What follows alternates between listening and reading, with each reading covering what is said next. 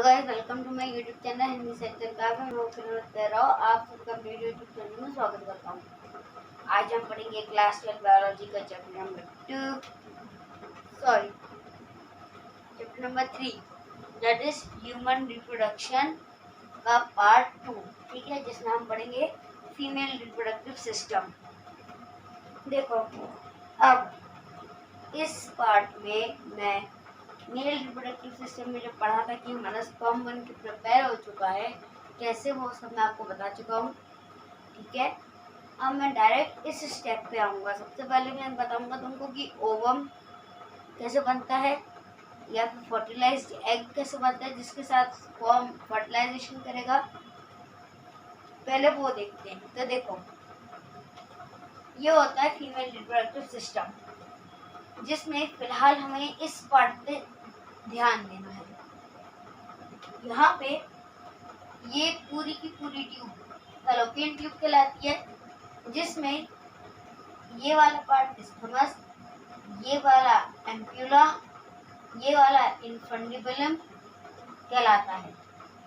Isthmus, ampulla और infundibulum को एक साथ फैलोपियन ट्यूब कहते हैं, और इस इनफंडिबुलम फिंगर लाइक प्रोजेक्शन होता है ये, जिससे ओवरी अटैच रहती है। अब देखो, हमारा जो ये एग है, ठीक है, जो ओवरी के अंदर बनता है यानी कि ओवम, वो बनता कैसे है? तो ओवम जो है वो जो हमारा GnRH नाम का एक हार्मोन होता है, ठीक है, उसकी मदद से हमारा ओवम बनता है। GnRH जो है वो डिवीजन करता है अलग अलग लेवल्स पे, और फिर उसमें से एक स्टेज ऐसी आती है जो हमारा ओवम निकल के बाहर आ जाता है, और बाकी का ओवम बनाने वाला पूरा पार्ट डिजेनरेट हो जाता है। ठीक है, उसके बाद ये ओवम ओवरी से बाहर आता है। ठीक है, और जब वो बाहर आता है तब वो अपने आप को डेवलप करता है। डेवलप करने के बाद ओवम अपने आसपास प्रोटेक्टिव लेयर्स बना लेता है। पहली प्रोटेक्टिव लेयर होती है कोरोना रेडिएटा, जो ओवम की आउटर मोस्ट लेयर होती है। ठीक है, दूसरी लेयर होती है जोना पेलुसिडा। ठीक है, ये वाली ब्लैंक जोना पेलुसिडा, ये फ्लूइड लाइक स्ट्रक्चर होता है। और उसके बाद आती है पेरीबिटेलियन स्पेस, जो मैंने जिगजैग लाइन से दिखाई है, और फिर हमारा आता है क्या? ओवम। यानी कि अब हमारा ओवम पूरा का पूरा प्रिपेयर हो चुका है। ठीक है, जिसके बाद ये ओवम यहाँ ओवरी से बाहर निकल के पहले पोजीशन ए पे आता है, जहाँ पे ये सिंगल सेल रहता है। उसके बाद जब ये पोजीशन बी पे आता है, यानी कि एम्प्यूला और फंडिबुलम के बीच, तब क्या होता है? स्पर्म्स पेनिस से निकल चुके थे, वो क्या करते हैं? वेजाइना से एंट्री लेते हैं, और एंट्री लेने के बाद फैलोपियन ट्यूब में जाते हैं, जहाँ पे ओवरी इस प्रिपेयर्ड ओवम को पोजीशन ए से पोजीशन बी की तरफ ले जाती है, और पोजीशन बी में ही जो है स्पर्म ओवम के अंदर एंट्री लेते हैं, जिसमें स्पर्म्स को बहुत ज़्यादा तकलीफें उठानी पड़ती है। क्या? जो स्पर्म बहुत ही ज़्यादा स्ट्रॉन्ग होगा वही फर्टिलाइजेशन कर पाएगा, जिसका पता हमें स्पर्म की उस चीज़ से पता चलता है जब वो इन सभी लेयर्स को पेनिट्रेट करके जो ओवम है उस तक पहुंच जाता है। सबसे पहले स्पर्म जो है वो अपने कोनिकल हेड से, जो कि एक्रोसोम का बना हुआ रहता है, और उसके हेड के अंदर क्रोमोसोम होता है, यानी कि DNA स्ट्रक्चर, जीन्स यानी जेनेटिक इंफॉर्मेशन। तो वो एक्रोसोम नाम की उसकी जो कोनिकल टिप होती है, उसकी हेल्प से सबसे पहले कोरोना रेडिएटा को क्रॉस करता है, फिर वो जोना पेलुसिडा में घुसता है, जोना पेलुसिडा से फिर वो पेरीबेटिलियन स्पेस में घुसता है, और वहां से वो ओवम में एंट्री लेता है। एक बार में बहुत सारे स्पर्म्स आके अटैक करते हैं, ताकि वो एटलीस्ट कोरोना रेडिएटर को ब्रेक कर सके। और जैसे ही कोई एक चांस मिलता है, एक स्पर्म अंदर एंट्री ले लेता है, जिसकी वजह से जैसे ही उसने एंट्री ली, कोरोना रेडिएटर वापस से बंद हो जाती है और बाकी की जो स्पर्म्स है उन्हें एंट्री नहीं लेने देती। एक बार जो एक स्पर्म ने एंट्री ले ली तो ले ली, फिर कोई और नहीं ले सकता। उसके बाद वो स्पर्म दोनों पेलुसिडा को क्रॉस करता है और फिर वो पेरिविटलियन स्पेस से होते हुए ओवम के अंदर जाके फर्टिलाइजेशन करता है। अब ओवम पहले सिंगल था, ठीक है, यानी सिंगल सेल था। उसके साथ स्पर्म ने आके फर्टिलाइजेशन किया, जिसकी वजह से ये देखो, ये पहले सिंगल था, फिर 4-5 स्पर्म से ज्यादा ही स्पर्म्स आए, बहुत सारे, उनमें से कोई एक अंदर चला गया। ये दोनों मिलके 2 सेल्स बना लेंगे। अब ये सेल्स डिवीजन करेंगी, 2 से 4, 4 से 8।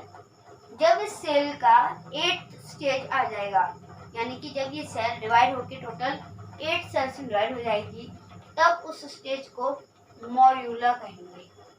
और उसके बाद जब ये 8 सेल स्टेज से बाकी सेल स्टेज को क्रॉस करके पहला ह्यूमन सेल बना लेगी, जो कि बेबी को डेवलप करने की फर्स्ट यूनिट सेल होती है, एक्चुअल यूनिट सेल, जिसके बारे में हम पढ़ते हैं, जिसके अंदर माइटोकॉन्ड्रिया बहुत सारी चीजें होती हैं, वो उसे फॉर्म करेगी, जिसे हम ब्लास्टोसिस्ट कहते हैं। ये ब्लास्टोसिस्ट ही हमारा एम्ब्रियो होता है।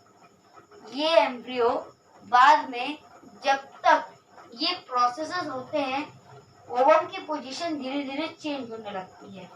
सबसे पहले यहाँ पे था पोजीशन ए में, पोजीशन बी में वो फेलोपियन ट्यूब में आया जहाँ स्पर्म्स ने एंट्री ले ली। पोजीशन सी में उसके सेल के 2 डिवीजन हो गए, डी में 4 हो गए, ई में 8 हो गए, यानी कि ई स्टेज पे इसका मॉड्यूलर स्टेज आ गया। एफ स्टेज में इसने और ज्यादा डिवीजन किया और जी स्टेज में इसने ब्लास्टोसिस्ट बना दिया। अब ये एच स्टेज क्या है? ब्लास्टोसिस्ट बनने के बाद यूट्रस के अंदर प्रेजेंट एंडोमेट्रियम वॉल के अंदर जो विलाइज हैं, उनके साथ जाके अटैच हो जाता है, यानी कि यहाँ से ओवम बन के आया और यहाँ पे आके फिक्स हो गया। अब ये यहाँ से कहीं नहीं हिलेगा। इस दौरान ईस्ट्रोजन नाम का एक हार्मोन रिलीज होता है फीमेल की बॉडी में, जो कि पूरा का पूरा रिस्पॉन्सिबल होता है आगे की डेवलपमेंट के लिए, ठीक है। ईस्ट्रोजन क्या करता है, वो इस बात का ध्यान रखता है कि जो बेबी बन रहा है उसे अच्छे से प्रोटेक्शन मिले, ठीक है, जिसकी वजह से वो उसे एक्स्ट्रा प्रोटेक्शन देता है। यूट्रस की जो वॉल्स होती हैं उनमें चेंजेस लाता है, जिसकी वजह से यूट्रस की वॉल बहुत ज़्यादा फ्लेक्सिबल हो जाती है। इसीलिए यूट्रस प्रेगनेंसी के टाइम अपने एक्चुअल साइज से 10 टाइम्स लार्जर साइज गेन कर लेता है, ठीक है, 10 टाइम्स लार्जर साइज गेन कर लेता है। और यही ईस्ट्रोजन मिल्क के फॉर्मेशन में भी रिस्पॉन्सिबल होता है, जो ब्रेन तक ये सिग्नल पहुंचाता है, ठीक है। तो फिर यहाँ पे ये जो हमारा ब्लास्टुला या ब्लास्टोसिस्ट बना है, वो आके अटैच हो जाता है। ये अटैचमेंट 9 मंथ्स के लिए रहता है। 9 मंथ के बाद ये अटैचमेंट धीरे से एम्ब्रियो में डेवलप हो जाता है, जो आपको एनसीईआरटी में फिगर दिया होगा एम्ब्रियो वाला। अब इस एम्ब्रियो के पास सिर्फ एक ही पाइपलाइन टाइप स्ट्रक्चर जो है वो आता है, और वो एक पाइपलाइन स्ट्रक्चर जो है, ये मान लो यूट्रस है और ये हमारा एम्ब्रियो, ठीक है। इसके अंदर एक ही ट्यूब लाइक स्ट्रक्चर आती है और एक वेन और एक आर्टरी आती है, ठीक है। ये जो एक ट्यूब लाइक स्ट्रक्चर होता है, इसे हम प्लेसेंटा कहते हैं। इसी प्लेसेंटा के थ्रू इसे मदर की बॉडी से ऑक्सीजन भी मिलता है, यहीं से इसको न्यूट्रिएंट्स भी मिलते हैं, यहीं से वाटर मिलता है, यहीं से एक्सक्रीशन होता है। यानी कि सिर्फ रेस्पिरेशन के प्रोसेस को छोड़ के बाकी सारे प्रोसेसेस सिर्फ और सिर्फ प्लेसेंटा के थ्रू होते हैं। उसके बाद जो रेस्पिरेशन का प्रोसेस होता है, इसमें एक्सचेंज ऑफ ब्लड करना पड़ता है, वो आर्टरीज और वेन्स की हेल्प से होते हैं। आर्टरीज ऑक्सीजनेटेड ब्लड लाती हैं और वेन्स डीऑक्सीजनेटेड ले जाती हैं। एम्ब्रियो बनने के जस्ट बाद उसकी सबसे पहले आंखें नहीं बनती, उसकी पहले हार्ट बनता है, फिर आईज बनती है और अनआइडेंटिकल हैंड्स बन जाते हैं, यानी कि ऐसे हाथ जिन्हें आइडेंटिफाई करना मुश्किल है, यानी कि हेड, आई, हार्ट और हैंड्स ये बन जाते हैं। इसके बाद जब 9 मंथ्स का पीरियड ओवर होने लगता है, तब तक इसके पैर, बाल, ठीक है, बोन्स, मसल्स, ठीक है, स्किन, आईलिड्स, ठीक है, नोज, गम्स, सारी चीजें तब तक प्रिपेयर हो जाती हैं। तो सबसे पहले प्रोसेस अपन ने क्या देखा कि स्पर्म की एंट्री कैसे होती है। वेजाइना से एंट्री लेता है, सर्विक्स से होते हुए फैलोपियन ट्यूब में जाता है। वो यहाँ की भी फैलोपियन ट्यूब हो सकती है, यहाँ की भी फैलोपियन ट्यूब हो सकती है।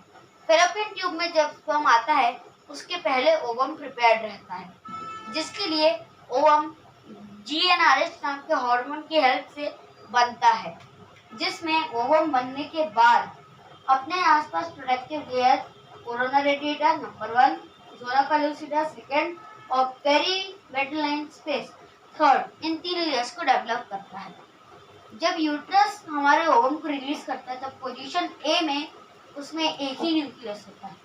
जब वो बी पोजीशन पे पहुंचता है, यानी कि एम्प्यूला और इनफंडिबुलम के बीच, तब स्पर्म्स आते हैं और इसके अंदर पेनिट्रेशन का प्रोसेस करते हैं। स्पर्म्स के पास कोनिकल हेड होता है जो एक्रोसोम का बना होता है, जो एंजाइम रिलीज करके स्पर्म को अंदर जाने का जो है मदद करता है, ताकि स्पर्म इजीली अंदर एंट्री ले सके। एक बार स्पर्म एंट्री ले लिया, उसके बाद ये एक सेल 2 सेल में डिवाइड हो जाते हैं, ठीक है, जो पोजीशन सी होती है। पोजीशन डी में 2 के 4 हो जाते हैं और पोजीशन ई में 8 सेल्स की जा जाती है, जिसे मॉड्यूला कहते हैं। मॉड्यूला फर्दर डिवाइड करके सेल्स बनाता है, ठीक है, और वो सेल्स पोजीशन जी में देखने को मिलती है, एफ में देखने को मिलती है। पोजीशन जी में एक ह्यूमन सेल डेवलप हो जाती है। ये ह्यूमन सेल पोजीशन एच के पास जो प्रेजेंट एंडोमेट्रियम वॉल की ये जो विलाइज है, इनमें जाके स्टक हो जाता है 9 मंथ के लिए, और यहीं पे हमारा एम्ब्रियो डेवलप होता है। ये अब जो पूरा का पूरा हमारा एम्ब्रियो यहाँ आया है, एग या ब्लास्टोसिस्ट जो क्या है, ये ब्लास्टोसिस्ट यहीं पे रह के सारा अपना डिवीजन करता है, जिसके कारण जो हमारा एंड्रोजन नाम का हार्मोन है, जो कि फीमेल की ओवरी रिलीज करती है ड्यूरिंग मेंस्ट्रुएशन साइकिल, वो हार्मोन एक्टिव हो जाता है और रिप्रोडक्शन के प्रोसेस में बहुत ज़्यादा हेल्प वही करता है, ठीक है। वो ब्रेन तक सिग्नल पहुंचाता है, जिसकी वजह से कुछ एक्स्ट्रा एंजाइम्स एक्टिवेट हो जाते हैं, जो कि मिल्क के फॉर्मेशन के लिए इम्पॉर्टेंट रहते हैं। उसके बाद ये जो ब्लास्टोसिस्ट यहाँ आया था, ये पोजीशन एच पे, ये यहाँ पे 9 मंथ के लिए डेवलप होना स्टार्ट होता है, और स्टार्ट होने के 1 मंथ और 2 मंथ के बीच में ही बेबी का शेप बनने लगता है, आईज, हैंड्स, हार्ट, ये सब बनना चालू हो जाता है, और आईज क्लोज्ड रहती है, यानी कि आई लिड्स नहीं बनी हुई रहती, यानी कि ये जो आई की लिड्स है ना, ये भी ऐसी चिपकी हुई रहती है, पूरी तरह से फॉर्म नहीं होती, ठीक है। तो ये था female reproductive part of the system, ठीक है, जिसमें अपन ने पूरी की पूरी चीजें अच्छे से प्योरली डिटेल में डिस्कस कर ली। अब मिलते हैं नेक्स्ट वीडियो में विद न्यू टॉपिक, ठीक है, तब तक के लिए स्टे सेफ, स्टे हेल्दी, ओम सलाम एंड बाय। वीडियो अच्छी लगी हो तो लाइक करो, शेयर करो, सब्सक्राइब करो और कमेंट करके बताओ कि इसमें क्या पार्ट था जो समझ में नहीं आया। तो मिलेंगे नेक्स्ट वीडियो में विद न्यू टॉपिक, तब तक के लिए स्टे सेफ, स्टे हेल्दी, ओम सलाम एंड बाय।